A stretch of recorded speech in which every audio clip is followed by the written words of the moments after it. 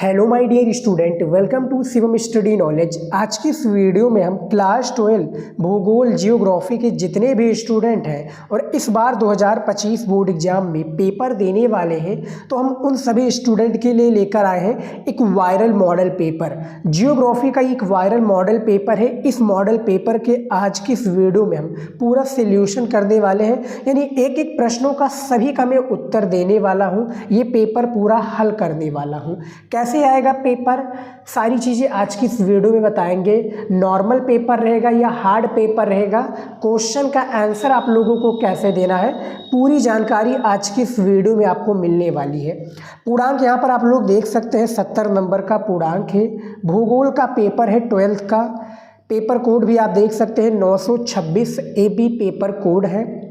2025 इस बार का जो पेपर है उसके लिए पेपर है, यानी वायरल पेपर है। समय 3 घंटा 15 मिनट आप लोगों को पता होगा। उसके बाद में देखिए जो निर्देश लिखा हुआ है, निर्देश को आप लोग पढ़ लीजिएगा कि सभी प्रश्न का उत्तर देना अनिवार्य है और प्रश्न संख्या कितने से लेकर कितने तक है, कितने शब्दों में आपको क्वेश्चन का आंसर देना है, आपको इसमें बताया गया है। तो वीडियो को रोककर आराम से पढ़ लीजिए। देखिए, हमें तो पता है कि 8 बहुविकल्पीय प्रश्न आपके भूगोल में पूछा जाता है, लेकिन जो निर्देश दिया हुआ है इसी के हिसाब से आपको बोर्ड की कॉपी में क्वेश्चन का आंसर देना है। इस पेपर के बताए गए एक एक क्वेश्चन इंपॉर्टेंट है, तो कॉपी पेन लेकर आप लोग बैठ जाइए। 70 में 70 फोड़ना चाहते हैं भूगोल में तो ठीक है। यहाँ पर देखिए, सबसे पहले देखिए 8 बहुविकल्पीय प्रश्न पूछे जाते हैं। पूरे बुक में से हर एक चैप्टर से कहाँ से पूछ लिया जाए किसी को नहीं पता है, ठीक है। बहुविकल्पीय प्रश्न का सबसे पहला क्वेश्चन देखिए, 1 नंबर का है। देखिए क्या पूछा गया है कि निम्नलिखित में कौन सा विरल जनसंख्या वाला क्षेत्र नहीं है, ठीक है। क्या है, विरल जनसंख्या वाला जो क्षेत्र नहीं है, ये आप लोगों को बताना है। तो इनमें से जो राइट आंसर हो जाएगा कौन सा हो जाएगा। काफ़ी स्टूडेंट यहाँ पर क्या पढ़ेंगे, है जल्दबाजी में आप लोग यही पढ़ते हैं कि निम्नलिखित में से कौन विरल जनसंख्या वाला क्षेत्र है, लेकिन यहाँ पर नहीं वाला वर्ड को आप लोग पढ़ते नहीं, तो बाद में दिक्कत होती है जब नंबर कट कर आता है, ठीक है। तो देखिए इनमें से जो राइट आंसर हो जाएगा दक्षिण पूर्वी एशिया हो जाएगा, जो कि बिल्कुल करेक्ट आंसर हो जाएगा, ठीक है। इनमें से नहीं है, क्या है, विरल जनसंख्या वाला क्षेत्र नहीं है, तो पहले का डी आंसर करेक्ट आंसर हो जाएगा। दूसरा क्वेश्चन देखिए क्या पूछा गया है, ये देखिए, निम्न में कौन सा मानव विकास का स्तंभ है। 1 नंबर का क्वेश्चन है। देखिए, समता, सतत पोषणीयता, उत्पादकता और एक और आ जाता है सशक्तिकरण, लेकिन यहाँ पर डी आंसर दिया हुआ है ये सभी, तो ये तीनों आ जाता है। इसको हम घटक के रूप में भी जानते हैं, क्या, प्रमुख घटक या स्तंभ कह लीजिए। चैप्टर 3 मानव विकास से लिया गया ये आपका सेकंड क्वेश्चन है बहुविकल्पीय का। इसमें मानव विकास के 4 स्तंभ होते हैं। एक आपका समता, दूसरा सतत पोषणीयता और तीसरा उत्पादकता और चौथा क्या है, सशक्तिकरण, ठीक है, सशक्तिकरण, ठीक है। ये भी हो जाता है, समझ में आ गया, 4 या स्तंभ हो जाता है। तीसरा देखिए क्वेश्चन पूछा क्या गया है, ये देखिए तीसरा क्वेश्चन बहुविकल्पीय का 1 नंबर का क्वेश्चन इंपॉर्टेंट होता है भूगोल में। कौन सी कृषि के प्रकार का विकास यूरोपीय औपनिवेशिक समूहों द्वारा किया गया है। कुल खोज, अंगूर उत्पादन, मिश्रित कृषि या रोपण कृषि। तो यहाँ पर देखेंगे औपनिवेशिक समूहों द्वारा, तो रोपण कृषि हो जाएगा, यानी तीसरे का डी ऑप्शन, जो कि किसी एक विशेष की खेती के लिए रोपण कृषि का एक प्रकार से समूह द्वारा किया गया है, ठीक है। 4 नंबर का देखिए, चैनल टनल जोड़ता है। 4 नंबर का क्वेश्चन है। तो चैनल टनल बेसिकली किससे जोड़ता है, तो पेरिस से लंदन जोड़ता है, ठीक है। पेरिस से लंदन जोड़ता है। 31.4 मील लंबी ये क्या है, चैनल टनल है, और इसका निर्माण 1988 से 1984 के बीच में हुआ था। समझ में आ गया, पेरिस से लंदन को ये जोड़ती है टनल। टनल क्या होता है, सुरंग जिसको कहते हैं। 5 नंबर क्वेश्चन देखिए, दास व्यापार का उदय किस शताब्दी में हुआ। 13वीं शताब्दी में, 14वीं शताब्दी में, 15वीं शताब्दी में या 16वीं शताब्दी में। तो बुक के हिसाब से इसका राइट आंसर हो जाएगा 15वीं शताब्दी करेक्ट आंसर हो जाएगा, ठीक है। 15वीं शताब्दी इसका बिल्कुल राइट आंसर हो जाएगा। अगला क्वेश्चन देखिए 6 नंबर, देखिए सन 2011 की जनगणना के अनुसार भारत की जनसंख्या निम्नलिखित में से कौन सी थी। तो इनमें से डी राइट आंसर हो जाएगा 121 करोड़। देखिए यहाँ पर इस तरह से लिखा है 121 करोड़ 19,34,022, 119 करोड़, ठीक है, सॉरी 121 करोड़ 19,34,022, ठीक है। या इस तरह से भी जोड़ सकते हैं कि 121 करोड़ 19,03,000 या नहीं 34,000 या 3,422, इस तरह से भी जोड़ सकते हैं कि 121 करोड़ 19,03,422 से अधिक जनसंख्या थी 2011 की जनगणना जब हुई थी, ठीक है। उसके बाद में देखिए 7 नंबर क्वेश्चन, देखिए 7 नंबर क्वेश्चन है कि निम्न में से कौन सा दुर्ग नगर का उदाहरण है। दुर्ग नगर का उदाहरण ये सभी हो जाएंगे, यानी आगरा भी हो जाएगा, हैदराबाद भी हो जाएगा और आपका जयपुर भी हो जाएगा, यानी ये तीनों चीज़ें आपकी राइट आंसर हो जाएंगी, ठीक है स्टूडेंट। चलिए देखते हैं अगला क्वेश्चन।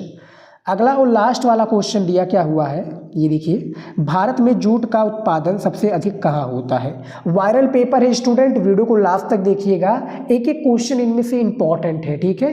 ये समझ लीजिए कि आपका टेस्ट चल रहा है और आप लोगों ने जितनी भी तैयारी की है ईमानदारी से बताइएगा इसमें से ढूंढकर। तो भारत में जूट का उत्पादन सबसे अधिक होता है आपका पश्चिम बंगाल में, यानी सी ऑप्शन आपका बिल्कुल सही हो जाए। अब विश्व का पूछ लिया जाए, मान लीजिए कि विश्व में पूछ लिया जाए कि जूट का सबसे बड़ा उत्पादक देश कौन सा हो जाएगा, तो वो आपका बांग्लादेश हो जाएगा। कौन सा हो जाएगा, बांग्लादेश इसका करेक्ट आंसर हो जाएगा, जो कि विश्व में सबसे अधिक जूट का उत्पादन बांग्लादेश करता है, भारत में पश्चिम बंगाल, ठीक है। तो ये हमारा 8 जो है बहुविकल्पीय प्रश्न कंप्लीट हो चुका है। अब हम देख लेते हैं अति लघु उत्तरीय प्रश्न, जो कि ये भी 8 आपके प्रश्न पूछे जाते हैं। 2-2 नंबर का प्रत्येक प्रश्न होता है आपके भूगोल में, इसका भी मैं आंसर देने वाला हूँ, यानी कंप्लीट में इस पेपर का सॉल्यूशन कराने वाला हूँ। बस आप लोग देखिएगा और इसी हिसाब से आप लोग अंदाज़ा लगा लीजिए कि किस तरह से क्वेश्चन आते हैं, ठीक है। देखिए 9 नंबर क्वेश्चन दिया हुआ है कि रबी की फसलों के 2 उदाहरण दीजिए। हमें इसका 2 उदाहरण देना है, तो उत्तर देखिए, गेहूं तथा चना। गेहूं सबसे फर्स्ट में तथा चना दूसरे नंबर पर। ये रबी की फसलों के 2 उदाहरण है, 2 नंबर आपको मिल जाएगा, इतना आप लिख देंगे। उसके बाद में देखिए 10 नंबर क्वेश्चन, भारत में सिंचाई के 2 साधनों का उल्लेख कीजिए। अब भारत में बेसिकली 2 या 3 प्रकार के साधन हैं सिंचाई के। देखिए नहरें तथा नलकूप भारत में 2 प्रकार के साधन हैं, एक तालाब भी हो जाता है, ठीक है। तालाब से भी ये खेतों की क्या एक प्रकार से सिंचाई की जाती है। पहले के एक प्रकार से जो कहता है ना, पहले के ज़माने में ग्रामीण इलाके की लैंग्वेज में नहरें तथा नलकूप भारत में सिंचाई के 2 प्रमुख साधन हैं, ठीक है। अब तो नई नई टेक्नोलॉजी आ गई है, जिसको इंजन भी कहते हैं, डीजल इंजन भी कहते हैं, मोटर भी कहते हैं, जिससे पानी सींचा जाता है ना खेतों में। समझ में आ गया, ये है दो साधन है। उसके बाद में देखिए 11 नंबर क्वेश्चन, 2-2 नंबर का क्वेश्चन है, तो ज़्यादा आपको बड़े शब्दों में नहीं देना है और इसका आंसर आपको बुक में मिलेगा, सारे क्वेश्चन का आंसर बुक में मिल जाएगा, बस आपको थोड़ा मेहनत करना पड़ेगा, ठीक है। 11 नंबर क्वेश्चन है कि भारत में कितने प्रकार के तेल शोधन कारखाने पाए जाते हैं। उत्तर देखिए, भारत में 2 प्रकार के तेल शोधन कारखाने पाए जाते हैं। सबसे पहला है क्षेत्र आधारित, जैसे डिगबोई तेल शोधन कारखाना, तथा दूसरा है बाजार आधारित, जैसे बरौनी तेल शोधन कारखाना। ये भारत में ये क्या है, तेल शोधन कारखाने पाए जाते हैं 2 प्रकार के, जो से क्षेत्र आधारित देखा जाए तो डिगबोई तेल शोधन कारखाना, और बाजार आधारित देखा जाए तो आपका बरौनी तेल शोधन कारखाना। तो दोनों जो कारखाने हैं उनके बारे में बताया गया है, देख सकते हैं आंसर। कॉपी में लिखना चाहे तो लिख सकते हैं, क्योंकि उसका रिवीजन भी आप लोगों को करना पड़ेगा। रिवीजन करके तैयार कर लीजिए, पेपर में आएगा लिख दीजिएगा, 2 नंबर कंफर्म हो जाएगा, ठीक है। 1-1, 2-2 नंबर से ही 50 नंबर, 100 नंबर और 70 नंबर कंप्लीट होते हैं। तो मेहनत कीजिए, टॉपिक वाला वीडियो देख लीजिए, जो हमारा 81 टॉपिक का वीडियो है उसको भी देखकर सारे क्वेश्चंस को तैयार कर लीजिए, ठीक है स्टूडेंट। 12 नंबर क्वेश्चन है, भारतीय अर्थव्यवस्था में वायु परिवहन के 2 महत्व बताइए। देखिए उत्तर है, वायु परिवहन द्वारा यात्रा समय में कमी आने से दूरियां कम हो गई हैं। वायु परिवहन द्वारा समय में यात्रा दूरियां कम हो गई है। दूसरा है, ये पर्यटन को बढ़ावा देता है, पर्यटन रोजगार के अवसर पैदा करने तथा निर्धनता को दूर करने में सहायक होता है। भारतीय अर्थव्यवस्था में वायु परिवहन के 2 महत्व साधन हैं, ठीक है। जैसे वायु परिवहन द्वारा यात्रा समय में कम आने से दूरियां कम हो गई, जैसे हवाई जहाज हो गया, एरोप्लेन हो गया, इससे हम लोग यात्रा करते हैं तो जो हमारा समय है वो टाइम बचता है। जो पहले 2-3 दिन में पहुंचा जाता है अब 2-3 घंटे में पहुंचा जा सकता है वायु परिवहन के द्वारा, ठीक है। और ये पर्यटन को बढ़ावा देता है, पर्यटन रोजगार के अवसर को पैदा करते हैं। भैया एरोप्लेन में जब आप लोग यात्रा करेंगे तो उसमें क्या है, रोजगार का भी अवसर बढ़ेगा, उसमें काफ़ी जो लोग हैं रोजगार को भी एक प्रकार से प्राप्ति करेंगे और रोजगार भी वहाँ पर विकसित होगा, ठीक है। और इससे जो क्या होता है, निर्धनता को दूर करने में सहायक भी होगा। तो ये 12 नंबर क्वेश्चन में बताया गया है। 13 नंबर क्वेश्चन दिया हुआ है कि 2 कृत्रिम पतनों का नाम बताइए।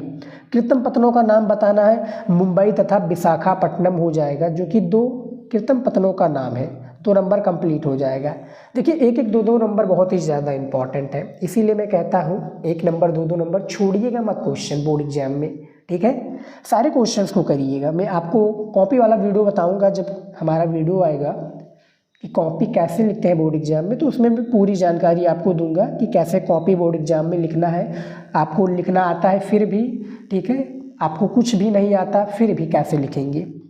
14 नंबर क्वेश्चन है कि मानव भूगोल के उप क्षेत्रों का नाम बताइए। ये भी 2 नंबर का क्वेश्चन है। उत्तर देखिए, उत्तर है कि मानव भूगोल के कुछ महत्वपूर्ण उप क्षेत्रों का नाम निम्नवत है। जैसे सबसे पहला है प्रादेशिक भूगोल, दूसरा है सांस्कृतिक भूगोल,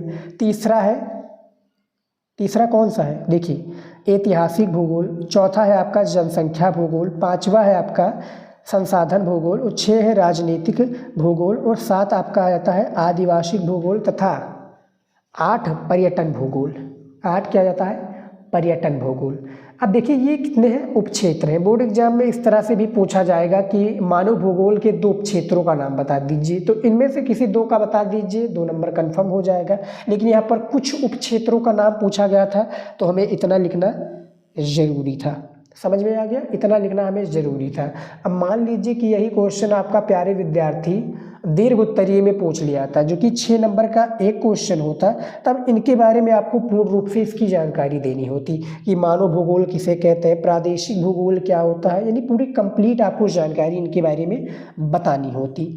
उसके बाद में देखिए 15 नंबर क्वेश्चन, ये देखिए अप्रवासी और उत्प्रवासी में आपका क्या आशय है, या इससे आशय क्या है। देखिए वे प्रवासी जो किसी नए स्थान पर चले जाते हैं अप्रवासी कहलाते हैं, जबकि वे प्रवासी जो एक स्थान से बाहर चले जाते हैं उत्प्रवासी कहलाते हैं। यानी एक स्थान से कहीं नए स्थान पर चले जाते हैं तो अप्रवासी कहलाते हैं, लेकिन वो बाहर चले जाते हैं तो उत्प्रवासी कहलाते हैं, ठीक है। उसके बाद में देखिए 16 नंबर क्वेश्चन, देखिए पशुचारण आखिरी क्वेश्चन है हमारा, क्योंकि 8 का बहुविकल्पीय और 8 ही है, तो 8 दूनी 16। पशुचारण के 2 प्रकार हैं। सबसे पहला प्रकार है चलवासी पशुचारण एवं वाणिज्य पशुधन पालन। ये पशुचारण के 2 प्रकार हैं जो कि इस तरह से दिए हुए हैं, आप लोग देख सकते हैं, ठीक है। पशुचारण के 2 प्रकार निम्न है। 2 नंबर इसमें भी कंप्लीट हो गया। तो टोटल जो हमारा 8 क्वेश्चन था ये भी हमने बता दिया है। रबी की फसलें बेसिकली स्टूडेंट, ये भी आप लोग कमेंट में बताइएगा यदि आप लोगों को पता है कि रबी की फसलें 2 उदाहरण दीजिए। इसके बारे में तो हमने बता दिया, लेकिन ये बोई कब जाती है, यानी ये फसलों का एक प्रकार से बोया कब जाता है, किन महीनों में बोया जाता है, ये भी आप लोग कॉमेंट करके बताइएगा यदि आपको पता है तो, ठीक है। अब देख लेते हैं लघु उत्तरीय प्रश्न। देखिए लघु उत्तरीय प्रश्न टोटल 6 क्वेश्चन पूछे जाते हैं। प्रत्येक प्रश्न आपका 4 नंबर का होता है, खासकर भूगोल में, ठीक है। यहाँ पर देखिए इसका भी मैं आंसर लेकर आया हूँ आप सभी के लिए, जैसा कि मैंने बताया था शुरू में ही कि मैं सभी प्रश्न का उत्तर देने वाला हूँ। कॉपी पेन लेकर बैठ जाइए, सारे क्वेश्चन के आंसर को नोट कर लीजिए, ठीक है। देखिए 17 नंबर क्वेश्चन दिया हुआ है कि मिश्रित कृषि की विशेषताओं का वर्णन कीजिए। 4 नंबर का आपका क्वेश्चन है, इनकी क्या है, विशेषताओं का हमें वर्णन करना है। उत्तर है कि मुख्यतः विशेषताएं निम्न प्रकार से हैं। जो मुख्य विशेषताएं हैं ये निम्न प्रकार से हैं, जैसा कि सबसे पहला दिया हुआ है फसल उत्पादन एवं पशुपालन दोनों को इसमें सामान्य महत्व दिया जाता है। दूसरा है इस कृषि में खेतों का आकार मध्यम होता है, किस कृषि में, मिश्रित कृषि में। और तीसरा है कि गेहूं, जौ, राई, जई, मक्का, सोयाबीन और चारे की फसल आदि प्रमुख रूप से बोई जाने वाली फसलें हैं, किसमें, मिश्रित कृषि में। चौथा है फसलों के साथ पशुओं जैसे भेड़, बकरी, सुअर, मवेशी, मुर्गी आदि को पाला जाता है इन कृषि में। पांचवा है, यहाँ पर देखिए, संवर्धन एवं अंतः फसली कृषि मृदा की उर्वरता को बनाए रखती है। 6 है, इस प्रकार की कृषि में भारी पूंजी निवेश होती है, यानी बहुत ज़्यादा पैसा लगता है। 7 है, कुशल व योग्य कृषक इस प्रकार की खेती को करते हैं, यानी जो भी इसमें ट्रेन हो। ट्रेंड का कहने का अर्थ है कि जिस प्रकार से वो ट्रेन हो, उनको सारी नॉलेज हो, ये खेती कुशल एवं योग्य कृषक करते हैं। और 8वां है, ये कृषि महानगरों के समीप की जाती है। ये जो कृषि होती है मिश्रित कृषि महानगर के क्या है, समीप की जाने वाली कृषि है। तो ये मिश्रित कृषि की विशेषताएं थी, जो कि 9 या 10 प्रकार की विशेषताएं थी। मैंने इन सभी विशेषताओं के बारे में आप लोगों को बता दिया है। ठीक है, इनको लिख लीजिए, वीडियो को रोक रोक कर भी आराम से लिख लीजिए, कोई कहीं पर ना जा रहा है, लिख लेंगे तो। और इसके बाद में, लिखने के बाद में आपको रिवीजन भी करना पड़ेगा। देखिए, आप लोग एक टाइम टेबल बना लीजिए। टाइम टेबल का भी वीडियो कहेंगे तो मैं जल्द ही लेकर आ जाऊँगा। उससे पहले आप एक काम कीजिए कि आपके पास 7 दिन होते हैं। 7 दिन में से 6 दिन आप पढ़ाई के टाइम लगा लीजिए, एक दिन आप जो संडे वाला दिन होता है रिवीजन का लगा लीजिए, कि उस दिन आप सारे का टेस्ट लेंगे, यानी जो भी आपने पढ़ा है उसका टेस्ट लेंगे और उसी दिन आप रिवीजन करेंगे। ठीक है, या उस टाइम आप रिवीजन ना करके आप मॉर्निंग में रिवीजन कीजिए, यानी 4 बजे भी आप रिवीजन कर सकते हैं। ठीक है स्टूडेंट, 4 बजे आप रिवीजन कीजिए, मॉर्निंग में उठ जाइए 4 बजे और पढ़ाई कीजिए, क्योंकि अब टाइम कम बचा है और 70 में 70 लाना है। भूगोल में और भी सब्जेक्ट है, ये नहीं कि आपको भूगोल पर ही ध्यान देना है, सभी सब्जेक्ट पर बराबर ध्यान दीजिए। जो कमज़ोर सब्जेक्ट है उस पर ज़्यादा ध्यान दीजिए, जो नॉर्मल सब्जेक्ट है उस पर भी ध्यान दीजिए, लेकिन टाइम शेड्यूल बना लीजिए। ठीक है, रिवीजन करते रहिए एवरीडे। मॉर्निंग के टाइम रिवीजन करेंगे तो ज़्यादा समझ में आएगा। उसके बाद में एक दिन अपना टेस्ट का निकाल लीजिए, यानी संडे का दिन निकाल लीजिए कि हमने अभी तक जो भी 6 दिन पढ़ा है, एक दिन हम पूरा का टेस्ट लेंगे कि क्या मुझे आता है या नहीं आता है। आप लोग कहेंगे तो टाइम टेबल का भी मैं वीडियो जल्दी आप लोगों के लिए ले आऊँगा। उसके बाद में देखिए 18 नंबर क्वेश्चन, देखिए 18 नंबर क्वेश्चन है कि कुटीर उद्योग तथा लघु उद्योगों में अंतर बताइए। हमें क्या बता रहा है, बेसिकली इसमें अंतर बताना है।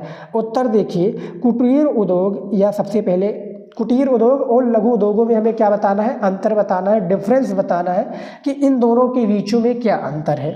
सबसे पहले हम कुटीर उद्योग का देखेंगे। इसमें देखिए सबसे पहला है, अधिकांश कार्य हस्तकार स्वयं तथा उसके परिवार के सदस्य करते हैं। हस्तकार स्वयं तथा उसके परिवार के जो भी सदस्य लोग होते हैं वो करते हैं। दूसरा है, अधिकांश उत्पादन घर में ही प्रयोग किया जाता है और बहुत कम उत्पादन बाजार में बेचा जाता है। तीसरा है, कच्चा माल स्थानीय रूप से प्राप्त किया जाता है। चौथा है, उत्पाद स्थानीय बाजार में बेचा जाता है। तो ये कुटीर उद्योग के एक प्रकार से एग्जाम्पल है, ये देख सकते हैं कि कुटीर उद्योग क्या होता है। ठीक है, ये 4 प्रकार के कुटीर उद्योग हैं, जो कि कुटीर उद्योग अधिकांश ये कार्य हस्तकार या स्वयं यानी अपना करके और उनके परिवार, जैसे जो हम भी करते हैं और हमारे परिवार के जो सदस्य हैं वो भी करते हैं। ठीक है, और अधिकांश उत्पादन घर में ही प्रयोग किया जाता है और बहुत कम उत्पादन जो है बाजार में बेचा जाता है। ठीक है, ये कुटीर उद्योग हो जाता है। उसके बाद में देखते हैं लघु उद्योग। लघु उद्योग के भी 4 एक प्रकार से वो हैं स्रोत हैं, जैसे उत्पादन ऊर्जा से चलने वाली मशीनों तथा मजदूरों द्वारा किया जाता है। सभी उत्पादित वस्तुएं बाजार में बेची जाती हैं। ठीक है, उसके बाद में देखिए, स्थानीय बाजार में कच्चा माल प्राप्त न होने पर दूर स्थिति स्थानों से मंगवाया जाता है और उत्पाद स्थानीय बाजार के साथ साथ दूरस्थ बाजार में भी बेचा जा सकता है। तो यानी एक दूसरे का ये अपोजिट होता है। ठीक है स्टूडेंट, जैसा कि आपको मान लीजिए कि खनिज क्या है, खनिज और अखनिज, खनिज और खनिज। ठीक है, एक खनिज का भी परिभाषा पूछा जाता है, अखनिज और एक खनिज, तो दोनों में डिफरेंस होता है, अलग अलग जमीन आसमान का फर्क होता है। सेम इसी प्रकार से कुटीर उद्योग और लघु उद्योग में भी अंतर दिया हुआ है। मैं आपको क्वेश्चन का आंसर बता देता हूँ, समझिएगा, बाद में लिख लीजिए सबसे पहले। ठीक है, उसके बाद में देखिए 19 नंबर क्वेश्चन है, दिया क्या हुआ है 19 नंबर क्वेश्चन कि रेल मार्गों को प्रभावित करने वाले प्रमुख कारकों का वर्णन कीजिए। हमें प्रमुख जो कारक है इसके वर्णन करना है। देखिए, रेल मार्गों को प्रभावित करने वाले प्रमुख कारक निम्नवत हैं। सबसे पहला कारक है धरातल की रचना।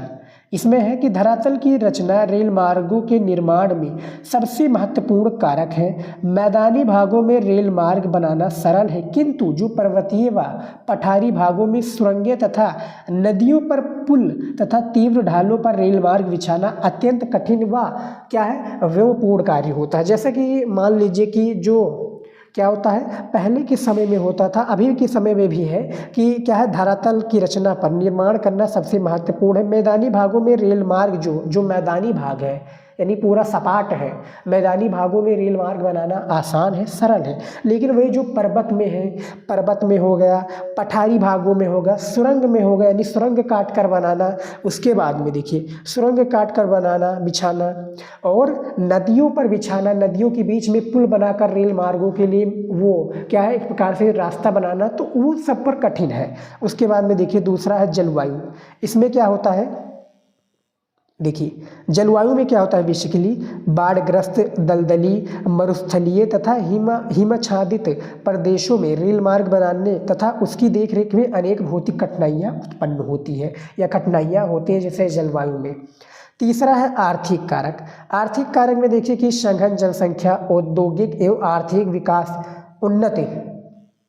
उन्नति, वाणिज्य एवं व्यापार आदि रेल मार्गों के विकास में सहायक तथ्य हैं। चौथा है राजनीतिक कारक। सीमा सुरक्षा, सामरिक महत्व के क्षेत्र, राष्ट्रीय एकता आदि कारक रेल मार्ग के विकास को पर्याप्त प्रभावित करते हैं। ठीक है, तो ये 4 प्रकार के रेल मार्गों को प्रभावित करने वाले कारक हैं, जो कि सबसे पहला कारक है धरातल की रचना, दूसरा जलवायु, तीसरा आर्थिक कारक और चौथा है हमारा राजनीतिक कारक। ठीक है, ये 4 प्रकार के यदि आप कारक लिख देते हैं, जो क्वेश्चन पूछा गया है कि रेल मार्ग को प्रभावित करने वाले कारक, प्रमुख कारक का वर्णन कीजिए, तो 4 नंबर आपका बिल्कुल पक्का हो जाएगा प्यारे विद्यार्थी। अब देख लेते हैं 20 नंबर क्वेश्चन। देखिए, विश्व व्यापार संगठन के आधारभूत कार्य कौन से हैं? विश्व व्यापार संगठन, देखिए विश्व व्यापार संगठन जिसको WTO कहा जाता है, इसका जो फुल फॉर्म भी बोर्ड एग्जाम में पूछा जाता है, खासकर भूगोल में पूछा जाएगा। देखिए WTO का अर्थ है या फुल फॉर्म है World Trade Organization, World Trade Organization. इसका मुख्यालय जेनेवा स्विट्जरलैंड में स्थित है। ठीक है, इसमें कुल कितने देश हैं? इसमें कुल 195 देश शामिल है। किसमें शामिल है? WTO में। ठीक है, 1 जनवरी 1995 की इसकी स्थापना हुई थी वर्ल्ड ट्रेड ऑर्गेनाइजेशन की, याद रखिएगा। देखिए, विश्व व्यापार संगठन WTO अंतर्राष्ट्रीय व्यापार के न्यायपूर्ण एवं सहज संचालन हेतु उपयुक्त नीतियों का निर्माण करता है और समय समय पर उसकी समीक्षा भी करता है। ये विभिन्न राष्ट्रों के मध्य वैश्विक नियमों का व्यवहार करने वाला एकमात्र अंतर्राष्ट्रीय संगठन है। ये विश्वव्यापी व्यापार तंत्र के लिए नियमों के नियत करता है, नियमों को क्या है, नियत करता है, और इसके सदस्य देशों के मध्य विवादों को निपटारा करता है। विवादों का क्या करता है? निपटारा करता है। उसके बाद में देखिए 21 नंबर क्वेश्चन, ये क्या दिया हुआ है, ये देखिए 21 नंबर क्वेश्चन है, भारत में अभ्रक के वितरण एवं उत्पादन का विवरण दीजिए। ठीक है, 4 नंबर का क्वेश्चन है, इसमें अभ्रक और वितरण के उत्पादन का विवरण आपको देना है। देखिए उत्तर देखिए क्या है स्टूडेंट, आप लोग क्या है आराम से वीडियो को देखिए और हमारी बातों को भी सुन सकते हैं, नहीं तो आप वीडियो को रोक कर कॉपी में लिख रहे हैं तो अच्छी बात है। ठीक है, और वीडियो को शेयर नहीं किए स्टूडेंट तो प्लीज़ शेयर कर दीजिए और चैनल को सब्सक्राइब कर लीजिए। मैं कहता नहीं हूँ चैनल को सब्सक्राइब करने के लिए, लेकिन आप लोग भी नहीं करते हैं। देखिए हमारे चैनल पर क्या है 85% लोग चैनल को सब्सक्राइब नहीं किए हुए हैं। कितने प्रतिशत लोग? 85 लोग। तो आपसे रिक्वेस्ट है स्टूडेंट, मैं आप ही लोगों के लिए मेहनत करता हूं, प्लीज़ आप लोग चैनल को सब्सक्राइब कर लीजिए और अपने दोस्तों से भी कराइए जो इस सब्जेक्ट को पढ़ता हो या आर्ट में है। 12th आर्ट के स्टूडेंट की मैं पूर्ण रूप से तैयारी कराता हूँ, तो प्लीज़ चैनल को आप लोग सब्सक्राइब कर लीजिए। देखिए उत्तर क्या दिया हो कि भारत में अभ्रक मुख्यतः झारखंड, आंध्र प्रदेश, तेलंगाना व राजस्थान में पाया जाता है। इसके पश्चात तमिलनाडु, पश्चिम बंगाल और मध्य प्रदेश आते हैं।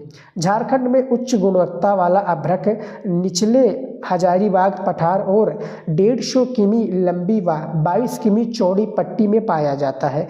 आंध्र प्रदेश में नेल्लौर जिला में सर्वोत्तम प्रकार के अभ्रक का उत्पादन किया जाता है। राजस्थान में अभ्रक की पट्टी लगभग 320 किमी लंबाई में जयपुर से भीलवाड़ा और उदयपुर, यहाँ पर देखिए जयपुर से भीलवाड़ा और उदयपुर के आसपास विस्तृत है। कर्नाटक के मैसूर व हासन जिले, तमिलनाडु के कोयम्बटूर और तिरुचिरापल्ली,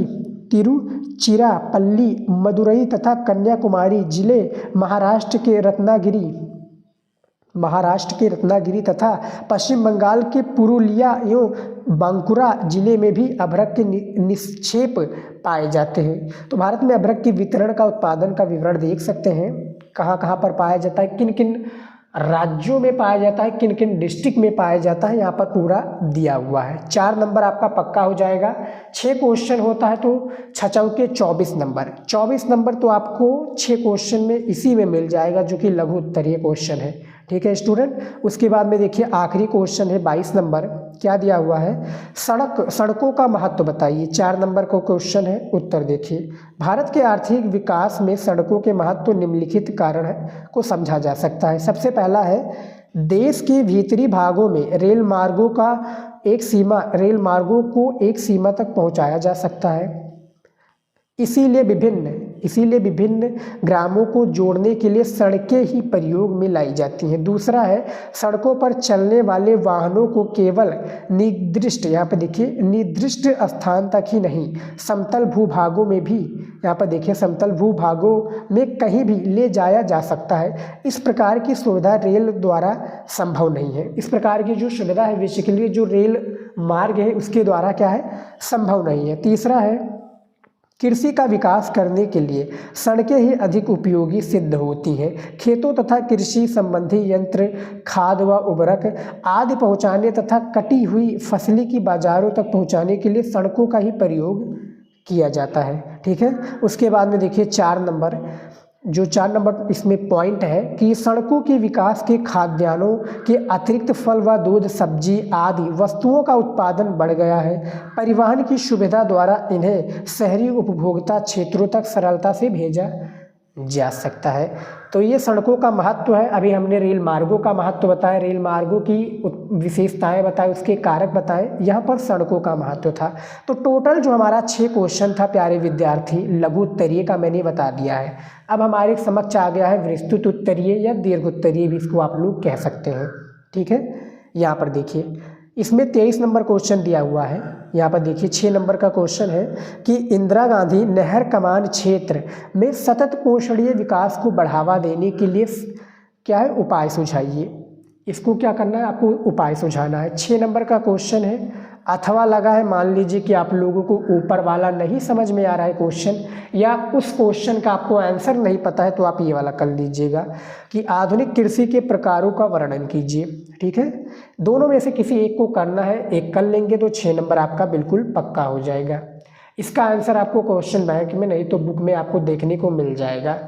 वहाँ पर भी आप नहीं देखना चाहते हैं तो आप लोग सिंपल सा यूट्यूब पर सर्च कीजिए, बाई शिवम स्टडी नॉलेज लगा देंगे, आपको क्वेश्चन का आंसर मिल जाएगा। उसके बाद में देखिए 24 नंबर क्या है, 24 नंबर क्वेश्चन कि रेल परिवहन से आप क्या समझते हैं। भारत में रेल मार्गों के वितरण और रेलों का महत्व का वर्णन कीजिए। ठीक है। ये भी 6 नंबर का क्वेश्चन है। ऊपर वाला क्वेश्चन का आंसर नहीं पता है, अथवा लगा है। भारत में नगरों के विकास क्रम को सविस्तार समझाइए, ये वाला कर सकते हैं। यानी बेसिकली करना आपको दोनों में से किसी एक को है। टोटल 4 क्वेश्चन दिए हुए हैं, 6 6 दूनी 12 नंबर आपको दिए जाएंगे, 2 क्वेश्चन को करना होगा। ठीक है। 150 शब्दों में इसका शब्द सीमा होता है। बेसिकली 150 शब्दों में एक क्वेश्चन का आंसर दे देते हैं आप लोग, तो आपका 6 नंबर पक्का हो जाता है। अब देखिए इसका आंसर 25 नंबर क्वेश्चन क्या दिया हुआ है भूगोल में, ये देखिए, भारत के दिए गए रेखा मानचित्र में निम्नलिखित को उपयुक्त, यहाँ पर देखिए उपयुक्त क्या है, यहाँ पर देखिए उपयुक्त मानचित्र द्वारा दर्शाइए और उनके नाम लिखिए। यहाँ पर मानचित्र होना चाहिए, उनके द्वारा दर्शाइए और उनके क्या है नाम लिखिए। 5 क्वेश्चन है। देखिए स्टूडेंट 5 क्वेश्चन ऐसे नहीं मिलेगा आपको। देखिए सबसे पहला क्वेश्चन है कि सबसे कम जनसंख्या घनत्व वाला राज्य सिक्किम।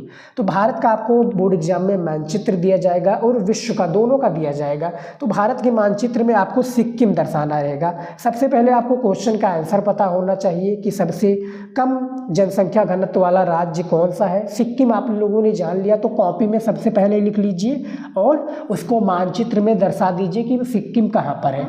यदि आप लोगों ने वीडियो नहीं देखा है तो हमने अभी जल्द ही वीडियो बनाया हुआ है कि मानचित्र कैसे भरें, तो जाकर वीडियो आप लोग देख लीजिएगा, ठीक है। तो उसमें हमने पूरा डिटेल में बताया कि कैसे आप लोगों को लिखना है, ठीक है। तो सिक्किम ये आपका हो गया।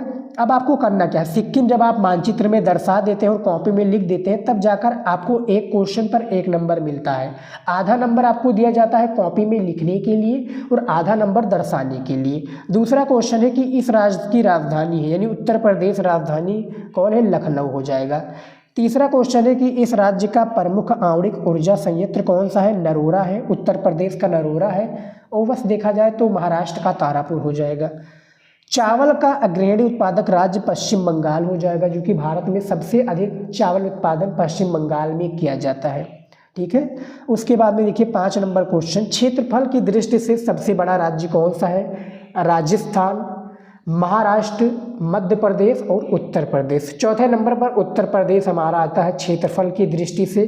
फर्स्ट पर आपका कौन सा आ जाता है, राजस्थान। सेकंड पर महाराष्ट्र, दूसरे पर मध्य प्रदेश,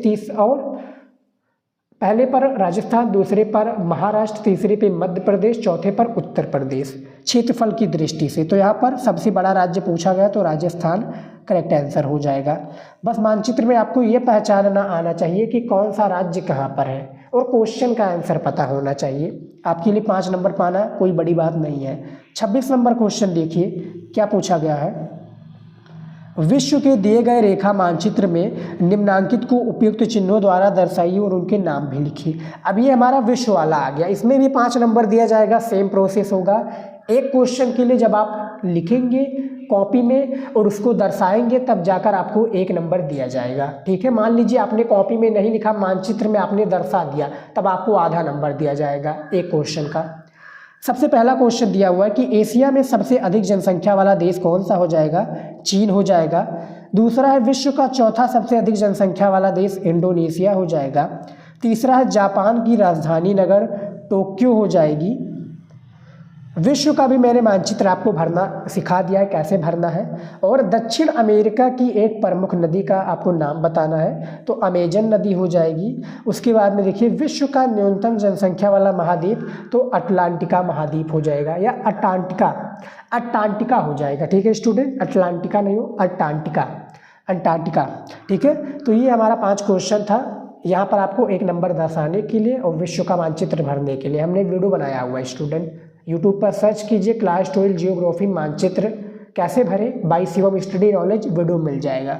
तो टोटल यहाँ पर आप देख सकते हैं स्टूडेंट, जियोग्राफी का ही मैंने पेपर पूरा सॉल्यूशन के साथ में आपको बताया है, ठीक है। पूरी जानकारी मैंने इस वीडियो में दी हुई है, आप लोग देख सकते हैं। और ऐसे ही आप लोग बोर्ड एग्जाम 2025 में पेपर को हल कीजिएगा।